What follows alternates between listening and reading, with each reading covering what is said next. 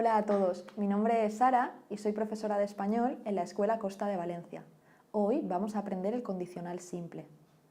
Lo primero que vamos a aprender es la forma. La forma del condicional simple parte del infinitivo y se le suman las desinencias del condicional. Por ejemplo, vamos a conjugar el verbo bailar.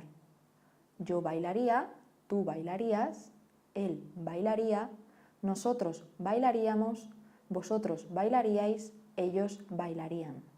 Yo cantaría, tú cantarías, él o ella cantaría, nosotros cantaríamos, vosotros cantaríais, ellos cantarían.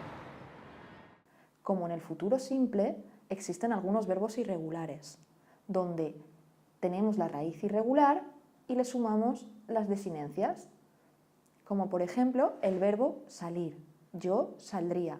Yo saldría, tú saldrías, él saldría, nosotros saldríamos, vosotros saldríais, ella saldría. O el verbo hacer. Yo haría.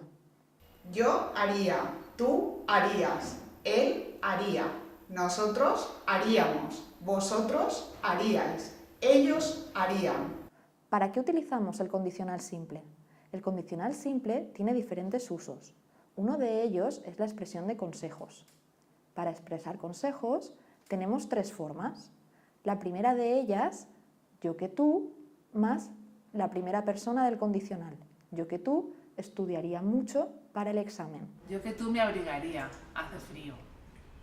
La segunda forma, yo en tu lugar, más la primera persona del condicional. Yo en tu lugar estudiaría mucho para el examen. Yo en tu lugar vendería la casa. La tercera forma, el condicional del verbo tener, más que, más infinitivo. Tendrías que estudiar mucho para el examen. O el condicional del verbo deber, más infinitivo. Deberías estudiar mucho para el examen.